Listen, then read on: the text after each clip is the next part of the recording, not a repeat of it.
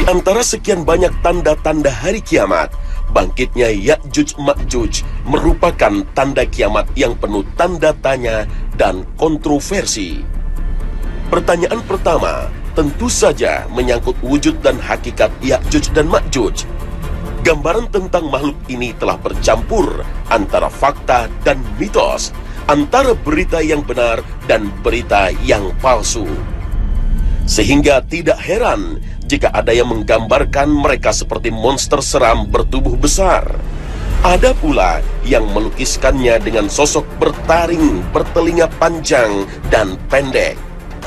Sebagian bahkan meyakini Ya'juj Ma'juj bukanlah manusia, tapi makhluk jadi-jadian.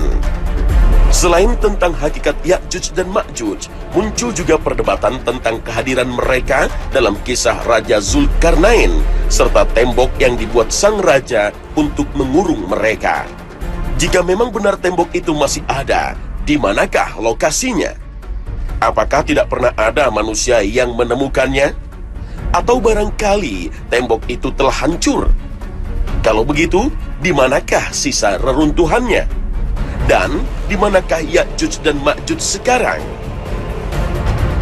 Atau jangan-jangan tembok yang disebut itu bukanlah dalam makna yang sebenarnya, tapi sebuah tembok gaib yang menjadi tabir penghalang alam mereka dan alam manusia.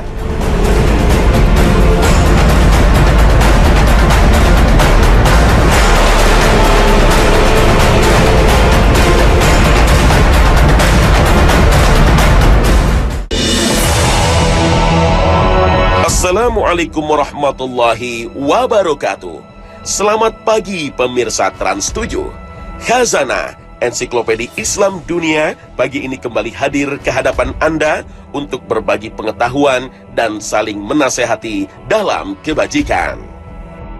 Ya'juj dan Ma'juj merupakan dua istilah yang selalu disebut bersamaan. Istilah ini dapat kita temukan dalam Al-Quran dan hadis, juga kitab-kitab suci terdahulu. Sebagian ahli bahasa berpendapat Ya'juj dan Ma'juj berasal dari bahasa Arab, yaitu dari kata ajja yang berarti bergejolak atau berkobar, dan dapat juga bermakna yang cepat gerakannya. Sedangkan menurut yang lain, Ya'juj dan Ma'juj bukan dari bahasa Arab, tapi dari bahasa Ibrani yang kemudian diserap ke dalam bahasa Arab. Karena kelompok Ya'juj dan Ma'juj ini sudah ada sebelum peradaban Arab lahir dan sebelum diletakkannya tata bahasa Arab. Kata Ya'juj dan Ma'juj sama halnya dengan kata iblis, Adam, Hawa, Ibrahim, Musa, Harun, Taurat, dan Injil, yang semuanya bahasa non-Arab yang kemudian diserap ke bahasa Arab. Dalam bahasa Inggris dikenal juga istilah Gog and Magog yang diperkirakan berasal dari bahasa Ibrani. Istilah Gog and Magog digunakan juga dalam 7 terjemahan kitab Taurat Perjanjian Lama. Fantasi berlebihan tentang rupa Ya'juj dan Ma'juj ikut membuat rancu tentang hakikat sebenarnya dari makhluk ini. Apalagi banyak hadis palsu yang beredar tentang Ya'juj dan Ma'juj memperlengkap gambaran buram tentang makhluk perusak ini. Yang pasti, Ya'juj dan Ma'juj bukanlah alien dari planet di luar bumi, juga bukan monster besar yang buruk rupa. Mereka seperti dijelaskan dalam hadis sahih merupakan manusia anak keturunan Nabi Adam alaihissalam. Hanya saja mereka kemudian menjadi ras bangsa yang menjadi pionir dan penyebar kerusakan di muka bumi, sehingga kelak mayoritas penghuni neraka berasal dari golongan mereka. Keterangan ini bisa kita dapatkan dalam hadis sahih yang diriwayatkan Imam Bukhari. Rasulullah SAW bersabda, Allah Ta'ala berfirman kepada Adam, "Wahai Adam," maka Adam menjawab, "Aku sambut panggilanmu dengan senang hati, serta semua kebaikan ada di tanganmu." Lalu Allah Ta'ala berfirman, "Keluarkan gerombolan penghuni neraka." Maka Adam bertanya, "Siapa itu gerombolan penghuni neraka?" Allah menjawab, "Mereka terdiri dari 999 orang dari setiap 1000 orang."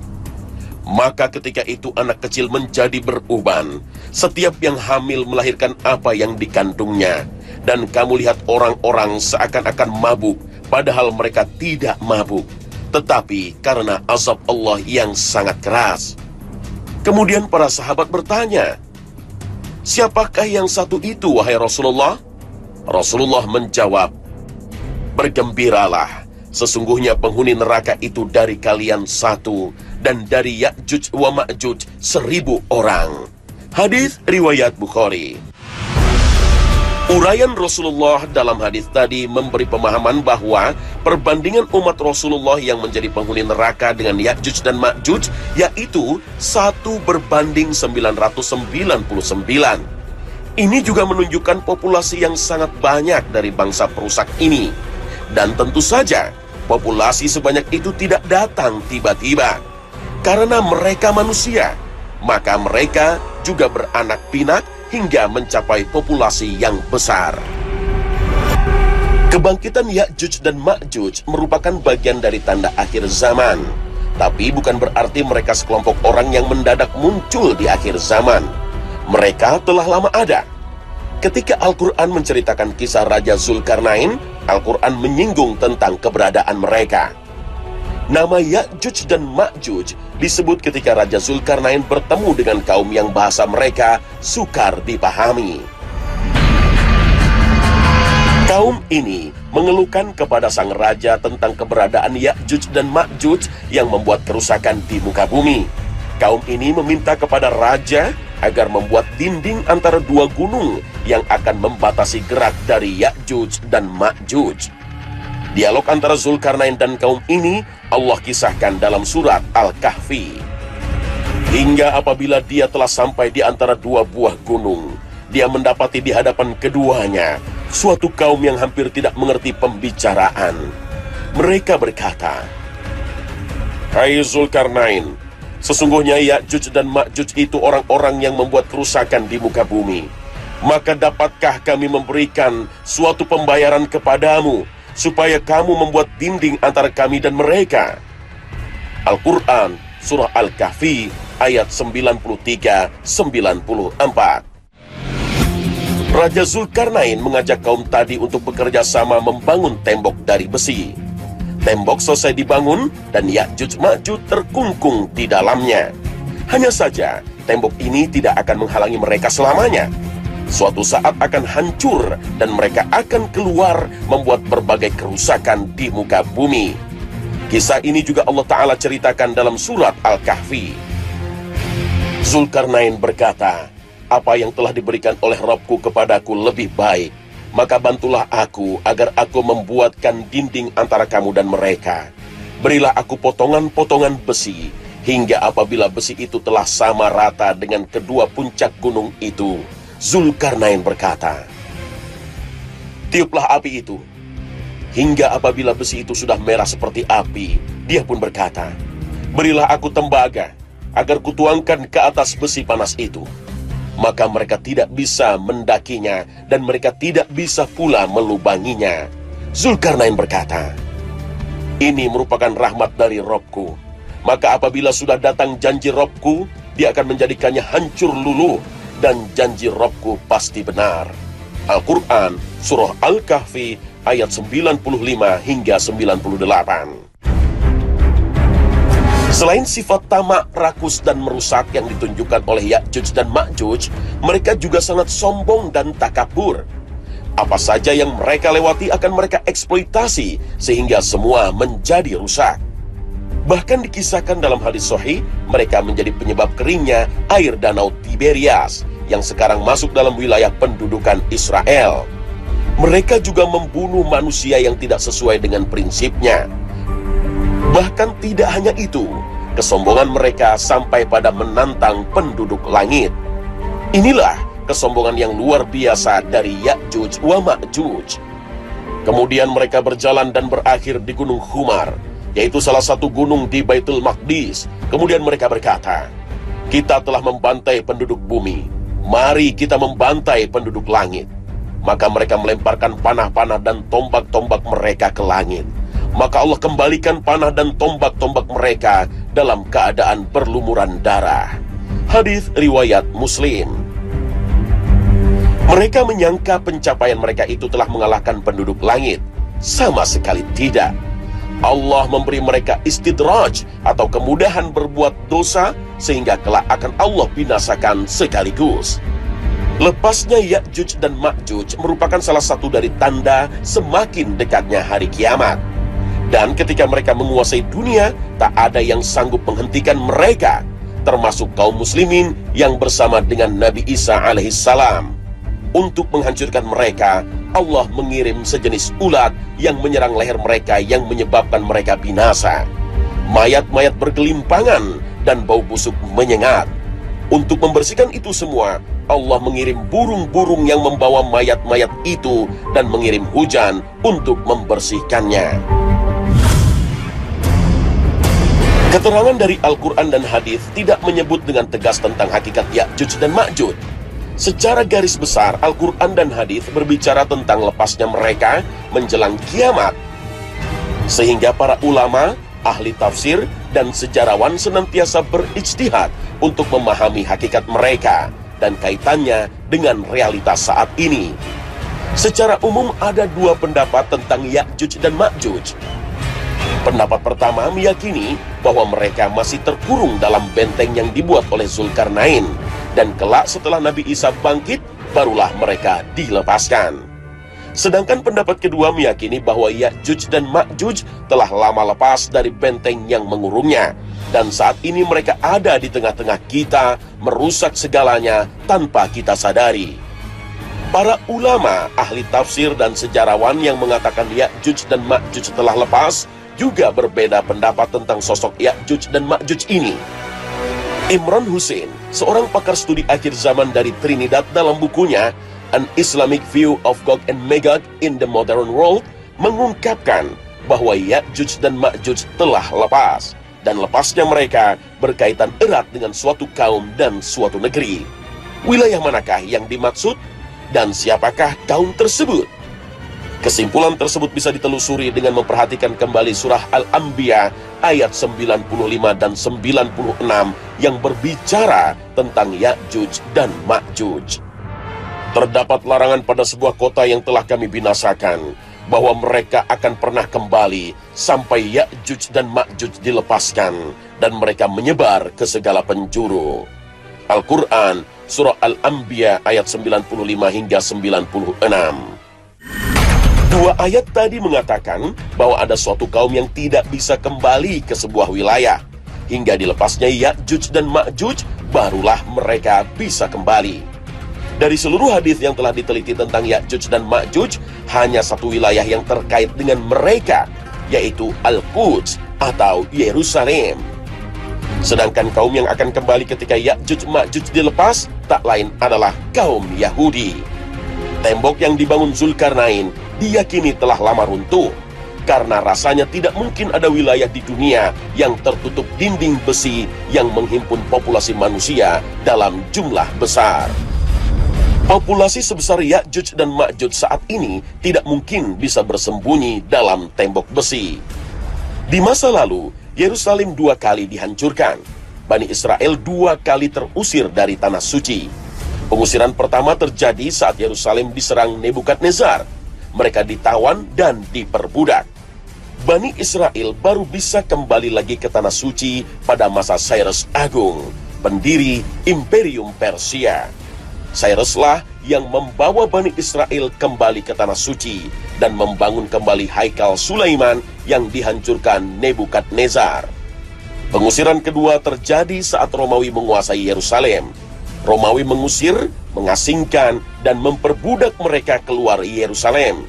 Dari sinilah kisah diaspora Bani Israel bermula.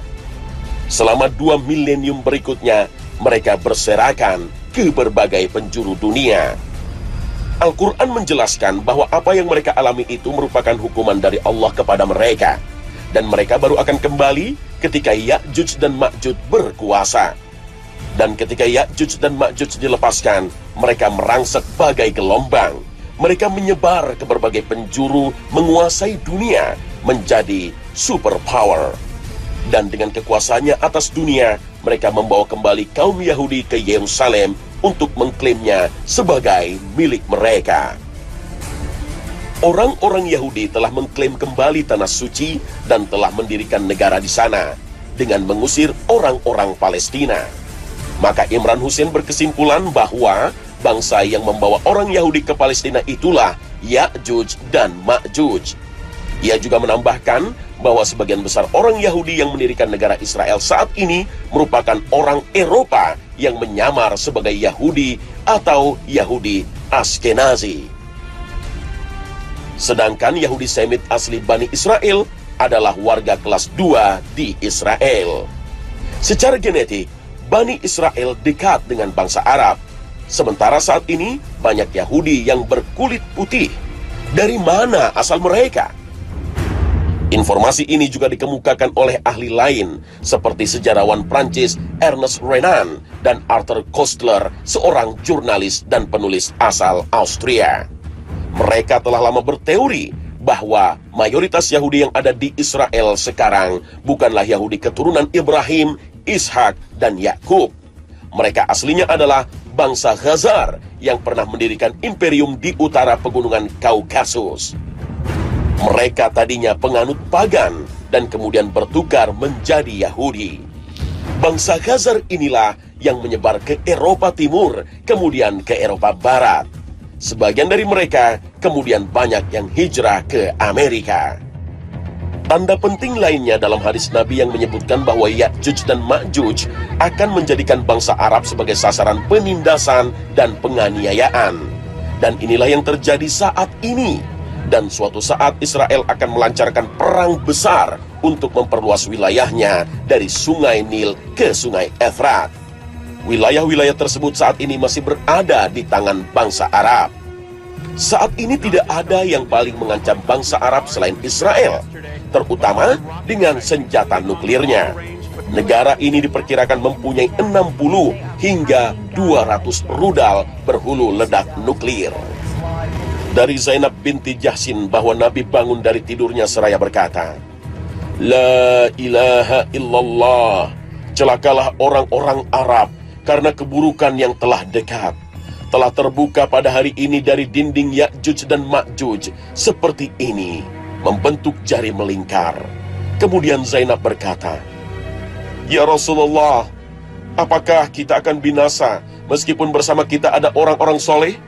Beliau menjawab, "Ya, ketika keburukan semakin banyak jumlahnya." Hadis riwayat Bukhari. Apalagi sifat Ya'juj dan Ma'juj yang merusak sangat mirip dengan apa yang dilakukan Israel dan pendukungnya. Perusakan yang dilakukan bukan hanya material dengan melakukan pembunuhan massal, tapi mencakup segala aspek kehidupan. Dengan tangan dan jaringannya yang menguasai dunia, mereka merusak agama, merusak akhlak, merusak tatanan sosial dan ekonomi. Perusakan yang dilakukan secara sengaja dan sistematis dengan pembunuhan massal, dengan perusakan kunci unsur kehidupan termasuk kehidupan akhirat. Ya'juj dan Ma'juj merupakan kaum dengan profesi dan gaya hidup yang secara kolektif menciptakan dan mempraktikkan semua jenis kerusakan. Apalagi Danau Tiberias yang dalam hadis Nabi disebut air danau tersebut akan habis diminum oleh Ya'juj dan Ma'juj saat ini berada di bawah pendudukan Israel. Bagaimana kondisi danau itu sekarang? Ternyata debitnya terus menurun dengan drastis dan sejumlah kalangan menyebut tinggal menunggu waktu untuk mengering. Danau ini menjadi sumber air utama di Israel untuk pertanian, sanitasi, dan air minum. Wallahu a'lam. Sebagian ulama dan sejarawan mengaitkan Ya'juj dan Ma'juj dengan orang-orang Asia Timur seperti Jepang, Cina, Korea, dan bangsa Mongol. Di antara yang berpendapat demikian yaitu Dr. Salah Abdul Fattah Al-Khalidi dalam bukunya Kisah Umat Terdahulu. Beliau menguatkan pendapat dari Abu Kalam Az-Zadi, seorang ulama besar dari India. Menurut mereka, Ya'juj dan Ma'juj ini berasal dari satu tempat di timur laut wilayah Mongolia. Bahkan kata Mongolia dan Mongol sendiri terkait erat dengan kata Ma'juj. Terkadang, kata Ya'juj dan Ma'juj juga dipakai dengan sebutan Mongol dan Tartar. Pendapat ini juga meyakini bahwa Ya'juj dan Ma'juj telah beberapa kali keluar dan kelak di hari kiamat akan kembali bangkit dan menunjukkan dominasi mereka. Salah satu dari rentetan kebangkitan itu terjadi pada abad ke-12 Masehi atau abad ke-7 Hijriah. Mereka dipimpin oleh Genghis Khan. Mereka menyerang kerajaan-kerajaan Islam sebelah barat, kemudian berkuasa dan menghancurkannya. Dan cucu Genghis Khan bernama Hulagu berhasil memasuki Baghdad yang merupakan ibu kota pada zaman Khilafah Abbasiyah dan menghancurkannya pada tahun 656 Hijriah. Kerusakan yang ditimbulkan pasukan Mongol begitu dahsyat. Menurut beberapa riwayat, jumlah kaum muslimin yang tewas di kota Baghdad saat itu mencapai 2 juta orang. Pedang-pedang prajurit Mongol ini tidak berhenti selama 40 hari menebas leher orang-orang Islam hingga kota Baghdad banjir darah. Saat ini dunia tengah menyaksikan sebuah kekuatan baru sebagai pesaing adidaya Amerika. Dengan penduduk yang mencapai hampir seperempat penduduk dunia, merupakan modal yang cukup untuk menguasai dunia. Bahkan, bukan rahasia lagi jika perekonomian di beberapa negara dikuasai oleh etnis ini. Memang belum jelas apa yang akan terjadi di masa depan. Dengan terus bertambahnya jumlah penduduk, bukan tidak mungkin mereka akan menguasai dunia. Pendapat kedua yang menyatakan Ya'juj dan Ma'juj masih terkurung di dalam dinding yang dibuat oleh Raja Zulkarnain juga didukung oleh banyak ulama. Mereka berpatokan kepada makna literal yang ada dalam hadis tentang kemunculan Ya'juj dan Ma'juj. Munculnya Ya'juj dan Ma'juj termasuk tanda-tanda kiamat besar. Hadis menyebutkan bahwa kemunculannya Ya'juj dan Ma'juj terjadi setelah Nabi Isa alaihissalam membunuh Dajjal. Nabi Isa jugalah yang berdoa kepada Allah Ta'ala agar membinasakan Ya'juj dan Ma'juj.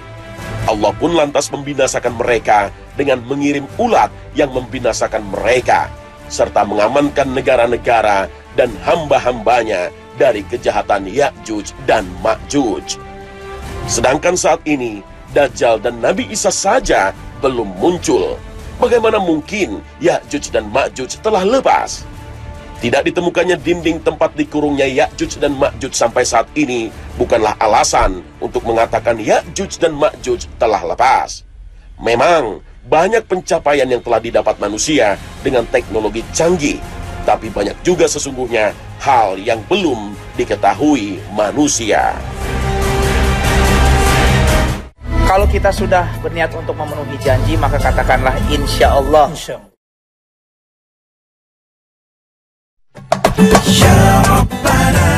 Pemirsa Khazanah, kebangkitan Ya'juj dan Ma'juj menjelang hari kiamat merupakan suatu kepastian. Dengan populasi yang besar dan kekuatan yang besar, mereka akan mendominasi dan berbuat kerusakan di dunia. Semoga Allah melindungi dan menjaga kita dari fitnah dan ujian akhir zaman. Amin ya rabbal alamin. Terima kasih atas perhatian Anda dan wassalamualaikum warahmatullahi wabarakatuh.